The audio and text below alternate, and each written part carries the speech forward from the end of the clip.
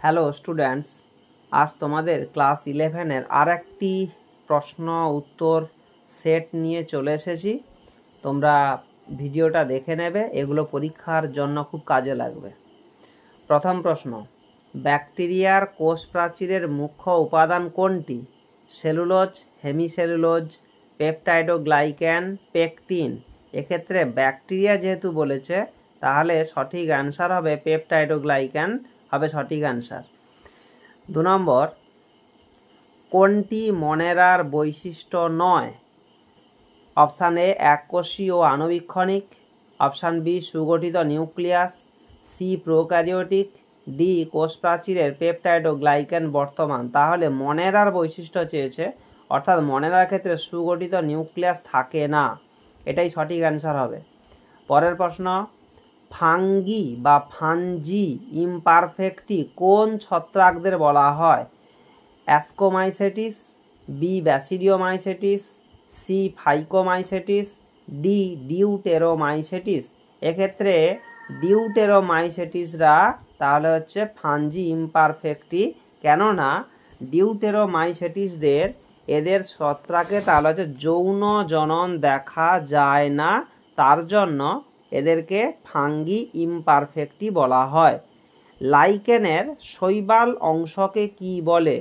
ফাইকোবায়েন্ট, মাইকোবায়েন্ট, consortium, মিক্সোবায়েন্ট। তাহলে শৈবাল অংশ বলেছে, তাহলে এক্ষেত্রে ফাইকোবায়েন্ট হবে সঠিক অ্যান্সার, আর ছত্রাক হলে মাইকোবায়েন্ট হতো। নেক্সট প্রশ্ন, হুইটেকার 5 রাজ্যের শ্রেণীবিন্যাস অকোষীয় জীবদের অন্তর্ভুক্ত করা হয়নি। ভাইরাস, ভাইরয়েড, লাইক্যান, এ ও বি উভয়। তাহলে অপশান ডি হবে, কারণ এক্ষেত্রে কি আসবে যে ভাইরাসও হবে এবং ভাইরয়েডও হবে, এদেরকে আমরা অকোষীয় বলি, যা 5 রাজ্যের হুইটেকারের শ্রেণীবিন্যাসের মধ্যে পড়ে না।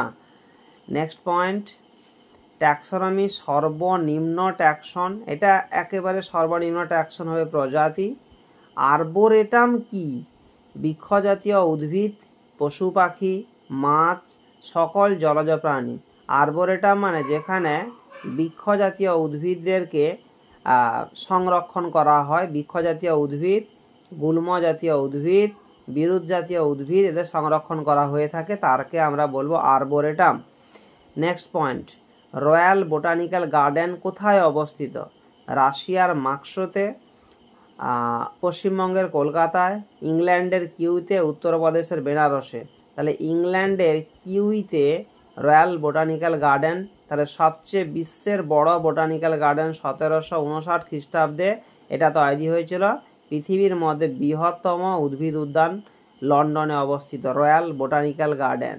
নেক্সট পয়েন্ট, কোয়ানোসাইট কোষ কাদের দেখা যায়? কোয়ানোসাইট কোষ আমরা জানি পরিফেরা পর্বে দেখা যাবে।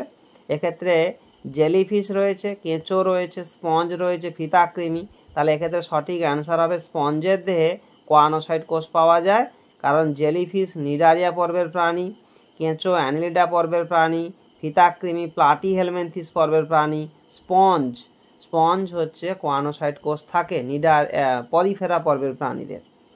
বিডার্স নালী বা বিডার্স ক্যানেল কোথায় থাকে? পুরুষ ব্যাঙ, স্ত্রী ব্যাঙ, এখানে উভয়ের দেখা যায়। তাহলে এক্ষেত্রে বিডার্স নালী সবসময় যেন পুরুষ ব্যাঙের ক্ষেত্রে দেখা যায়, তার ব্যাখ্যাটা দেওয়া আছে এখানে, দেখে নিতে পারবে তোমরা কি রয়েছে এখানে। পুরুষ ব্যাঙে প্রতিটি শুক্রাশয় 10 থেকে 12টি ভাষা ইফারেন্সে বৃক্কের সঙ্গে যুক্ত হয়ে বিডার্স নালীতে উন্মুক্ত হয়েছে। নেক্সট প্রশ্ন, সব পতঙ্গের থাকে 1 বক্ষে 3 জোড়া বহিস্থ সন্ধিল পদ। তাহলে এটা ঠিক আছে, আমরা জানি পতঙ্গদের 3 জোড়া সন্ধিল পদ বর্তমান। বক্ষে 2 জোড়া ডানা, তাহলে এটা হবে না। এখানে হিমশীল, তাহলে আমরা জানি সন্ধিপদী পর্বের প্রাণীদের হিমশীল অবশ্যই বর্তমান, তাহলে 1 এবং 3 সঠিক, অর্থাৎ এখানে অপশন বি হবে সঠিক অ্যান্সার। নেক্সট প্রশ্ন, ব্রায়োফাইটার প্রধান দেহ কোনটি? ব্রায়োফাইটার প্রধান দেহ লিঙ্গধর, রেণুধর, মাইকোরাইজার প্রকৃতির, কোনোটি নয়। তাহলে প্রধান উদ্ভিদ দেহ অবশ্যই হবে লিঙ্গধর প্রকৃতির। যাকে ক্যাটফিশ বলা হয়? মাগুর, কাতলা, কই, ল্যাটা। তাহলে ক্যাটফিশ মাগুরকে বলা হয়, কারণ ক্যাট বলতে বিড়াল বিড়ালদের যেরকম গোঁফ থাকে সেরকম এদের গোঁফের মতো অংশ রয়েছে বলে ক্যাটফিশ তাহলে হচ্ছে মাগুরকে বলা হয়। ব্যাঙের করটি স্নায়ু সংখ্যা 10টি, 10 জোড়া, 12টি, 12 জোড়া। আমরা জানি 12 জোড়া করটি স্নায়ু আমাদের পাওয়া যায়, অর্থাৎ মানুষের থাকে। তাহলে এক্ষেত্রে করটি স্নায়ুর সংখ্যা ব্যাঙের একটু অনুন্নত, 10 জোড়া করটি স্নায়ু হয়ে যাবে। আমের পুষ্পবিন্যাসের প্রকৃতি কীরকম? অবশ্যই অনিয়তাকার হবে। অনিয়তাকার পুষ্পবিন্যাস আমের দেখা যায়। এক্ষেত্রে প্যানিকল রয়েছে, স্পাইক রয়েছে, রেসিম রয়েছে, আম্বেল রয়েছে। এক্ষেত্রে সঠিক অ্যান্সার হবে তাহলে হচ্ছে প্যানিকল। আমের পুষ্পবিন্যাসটা অবশ্যই তাহলে প্যানিকল হবে। এবার এবি ম্যাচ দিয়েছে, এটা একের সঙ্গে 2 মিলাতে হবে। এখানে গ্রামিনী, লিলিয়েসি, ব্রাসিকেসি এবং লেগুমিনসি এই 4টা গোত্র দেওয়া আছে। প্রত্যেকটার উদাহরণ দেওয়া আছে। লজ্জাপতি, সরিষা, ঘৃতকুমারী, বাঁশ দেওয়া আছে। তাহলে আমরা জানি গ্রামিনী অর্থাৎ মানে পোয়েসি, তাহলে পোয়েসি এক্ষেত্রে হয়ে যাবে কোনটা? সঠিক অ্যান্সার বাঁশ হয়ে যাবে পোয়েসির গোত্রের। লিলিয়েসি, লিলিয়েসির সঠিক অ্যান্সার এক্ষেত্রে আসবে ঘৃতকুমারী চলে আসবে। ঘৃতকুমারী বা পেঁয়াজ এইগুলো হচ্ছে লিলিয়েসির বৈশিষ্ট্য। ব্রাসিকেসি কোনটা? সরিষা হবে ব্রাসিকেসি। লাস্টে লেগুমিনেসি কোনটা? লেগুমিনেসি হবে লজ্জাপতি। অর্থাৎ এই রকমভাবে করে নিতে হবে, এটা খুব ইম্পর্টেন্ট একটা জায়গা। নেক্সট পয়েন্ট, ডিম্বাশয়কে অধিগর্ভ বলা হয় যখন তা ড্যাশ অবস্থায় থাকে? এপিগাইনাস, পেরিগাইনাস, হাইপোগাইনাস, কোনোটি না। অবশ্যই ডিম্বাশয়কে অধিগর্ভ বলা হচ্ছে কারণ যখন সে হাইপোগাইনাস পজিশনে থাকবে, অর্থাৎ ডিম্বাশয় একেবারে ওপরে থাকবে, তার নিচে নিচে অন্যান্য ফুলগুলো থাকবে। তার ব্যাখ্যাটা এখানে রয়েছে, দেখে নিতে পারবে। হাইপোগাইনাস। নেক্সট প্রশ্ন, নারকেলের ভোজ্য অংশ কোন অংশটা আমরা খাই? মেসোকার্প, এন্ডোকার্প, শস্য, এপিকার্প। তাহলে এক্ষেত্রে নারকেলের ভোজ্য অংশটা অবশ্যই হবে শস্য। বান্ডেল টুপি গঠিত হয় কি দ্বারা?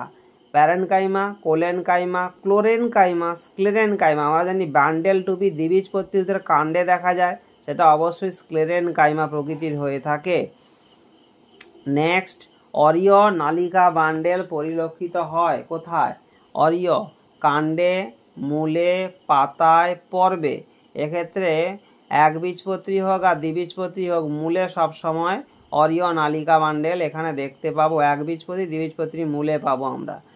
রক্ত তঞ্চনকারী রক্তকোষের নাম কি? Monocyte, lymphocyte, erythrocyte, thrombocyte. অবশ্য থ্রম্বোসাইট। থ্রম্বোসাইট মানে কি? থ্রম্বোসাইট মানে হচ্ছে অনুচক্রিকা, যা হচ্ছে কোথাও কেটে গেলে রক্ত তঞ্চন হতে সাহায্য করে। নেক্সট, সঠিক জোটটি বেছে নিতে হবে। তাহলে অ্যাডিপোজ কলা অর্থাৎ ফ্যাট সমন্বিত কলা, ঘন সন্নিবিষ্ট যোগ গলা, অ্যারিওলার কলা, শিথিল যোগ গলা, টেন্ডন, বিশেষ যোগ কলা, তরুণাস্থি, শিথিল যোগ গলা। এক্ষেত্রে সঠিক অ্যান্সার হবে অ্যারিওলার কলাটাকে বলা হচ্ছে শিথিল যোগ কলা, কারণ অ্যারিওলার কলার ধাত্রে মধ্যে এগুলো ছড়িয়ে ছিটিয়ে থাকে, তাই এটাকে বলা হচ্ছে শিথিল যোগ গলা। নেক্সট প্রশ্ন, স্বনির্ভর জিনোম তন্ত্র থাকে কার? Mitochondria, ribosome. Ribosome chloroplast, mitochondria chloroplast, golgi body ribosome. অবশ্যই অপশান সি থাকবে, কারণ মাইটোকন্ড্রিয়া এবং ক্লোরোপ্লাস্টের উভয়ই নিজস্ব চক্রাকার কি থাকে? তাহলে ডিএনএ থাকে। তারা রেপ্লিকেশান মানে উৎসেচক আছে, রেপ্লিকেশান, ট্রান্সক্রিপশান এবং ট্রান্সলেশন করতে সক্ষম বলে তাদেরকে আমরা তাহলে হচ্ছে কি অর্ধ স্বনির্ভর অঙ্গাণু বলে থাকি। নেক্সট প্রশ্ন, তাহলে এক্ষেত্রে অ্যান্সারটা হয়ে গেল অপশান সি। নেক্সট প্রশ্ন, যে কোষ অঙ্গাণু প্রোক্যারিওটিক ইউক্যারিওটিক উভয় কোষে পাওয়া যায়? একবারে ইজি প্রশ্ন, এটা হবে অ্যান্সার হবে রাইবোজোম। অ্যান্সার এক্ষেত্রে রাইবোজোম হবে। নেক্সট প্রশ্ন, 25-এর দাগে একটা ছবি দেওয়া আছে, ছবিটা দেখেই বুঝতে পারছো মাইটোকন্ড্রিয়ার ছবি। এখানে এ এবং বি ইন্ডিকেট করতে বলা হয়েছে। তাহলে এটা কি দেখতে পাচ্ছ? এটাকে বলছি অন্তঃপর্দা, এবং বিটাকে কি দেখতে পাচ্ছ? তাহলে এইটা দেখো, এখানে বলছে ক্রিস্টি এবং পার্সনের অধ একক। এ তো হবেই না, কেননা কৃষ্টি ধরলেও পার্সনের অর্ধেক থাকে বাইরের দিকে থাকে, বাইরের পর্দায়, তাহলে হবে না। মাইটোরাইবোজোম F1 দানা, F1 দানা তো মোটেই নয়, F1 দানা তো অক্সিজম হতে হবে না, অক্সিজেন নেই এখানে। F1 দানা কৃষ্টি, এটাও হবে না। তাহলে কৃষ্টি এবং হচ্ছে মাইটোরাইবোজোম, কারণ এই জায়গাটা অন্তঃপর্দা, এই অন্তঃপর্দাকে আমরা অবশ্যই তাহলে কি বলবো, এই জায়গাটাকে আমরা অবশ্যই কৃষ্টি বলতে পারি। আর হচ্ছে এইটাকে আমরা বলি যে রাইবোজোম। মাইটোকন্ড্রিয়ার রাইবোজোম সবসময় 55S হয়, তার জন্য তাকে আমরা মাইটোরাইবোজোম বলে থাকি। নেক্সট পয়েন্ট, শুক্রাণুর অ্যাক্রোজোম গঠিত হয় যা থেকে? Mitochondria, lysosome, Golgi body, nucleus. তাহলে জিবি গলগি বডি থেকে শুক্রাণুর অ্যাক্রোজোম গঠিত হয়। তাহলে এইভাবে একটা শুক্রাণু, এই শুক্রাণু তার মধ্যে কি থাকে, এইখানে টুপির মতো একটা অংশ থাকে, এই টুপির মতো অংশটাকে আমরা বলি যে অ্যাক্রোজোম। নেক্সট একটা ছবি দেওয়া আছে ফিনাইল অ্যালানিন। তাহলে এই ফিনাইল অ্যালানিনটা অ্যারোমেটিক যৌগ, amino acid, aliphatic amino acid, সালফারযুক্ত amino acid, heterocyclic amino acid. এটা হেটারোসাইক্লিক তো নয়, দেখেই বোঝা যাচ্ছে এখানে একই রকম আছে। সালফার তো এখানে কোথাও দেখতেই পাচ্ছি না। অ্যালিফ্যাটিক হবে না, তাহলে এখানে কি আসবে, অ্যারোমেটিক্স। কেন অ্যারোমেটিক্স, কেন এটা বেঞ্জিং রিং রয়েছে, তার জন্য অ্যারোমেটিক্স প্রকৃতির হয়ে যাবে। ডিঅক্সিরাইবোজ শর্করা, ডিঅক্সি অর্থাৎ এই রাইবোজ শর্করা কত নম্বর কার্বনে অক্সিজেন অনুপস্থিত থাকে, মানে থাকে না? C1, C2, C3, C4। তাহলে এইটা হবে সঠিক আনসার, 2 নম্বর কার্বনে অক্সিজেন থাকে না বলেই তাকে আমরা বলি ডিঅক্সিরাইবোজ শর্করা। 29 দাগের প্রশ্ন, একটি আদর্শ কোষচক্রের দশাগুলির সঠিক পর্যায়ক্রম কি হবে? একবার এই G1S G2M, G1S G2M, আর অপশানগুলো বললাম না। ফ্যাট গঠিত হয় কি থেকে?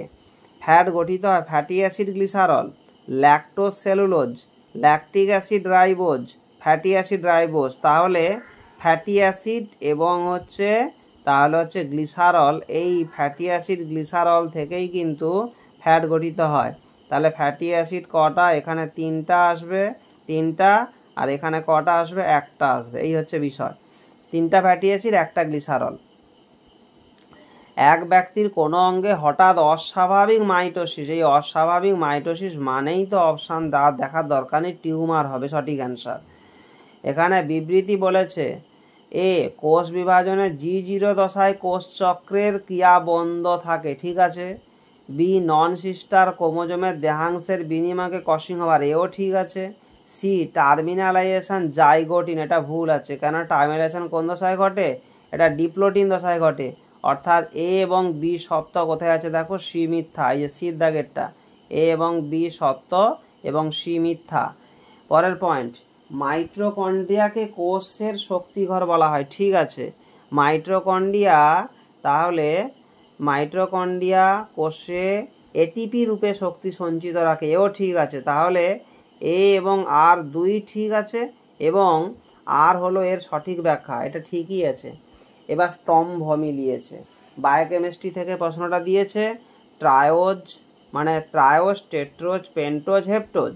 এদিকে রাইবোজ, সেডোহেপ্টুলোজ, এরিথ্রোজ, গ্লিসারলডিহাইড। তাহলে ট্রায়োজ মানে 3 কার্বনযুক্ত কোনটা হবে? তাহলে 3 কার্বনযুক্ত এইটা হবে, গ্লিসারলডিহাইড। টেট্রোজ, টেট্রোজটা কোনটা হবে? টেট্রোজটা আসবে তোমার এরিথ্রোজে আসবে। নেক্সট পেন্টোজ আসবে কোনটা? পেন্টোজ আসবে রাইবোজে। আর মানে হেপ্টোজ আসবে সেডোহেপ্টুলোজ, কারণ 7টি কার্বন থাকবে এখানে। নেক্সট, তোমার শরীরের কোথায় ইন্টারক্যালোটেড ডিস্ক দেখতে পাবে? ইন্টারক্যালোটেড ডিস্ক সবসময়ের জন্য আমরা হৃৎপেশিতে অর্থাৎ হৃৎপিণ্ডে দেখতে পাবো, এই হচ্ছে বিষয়।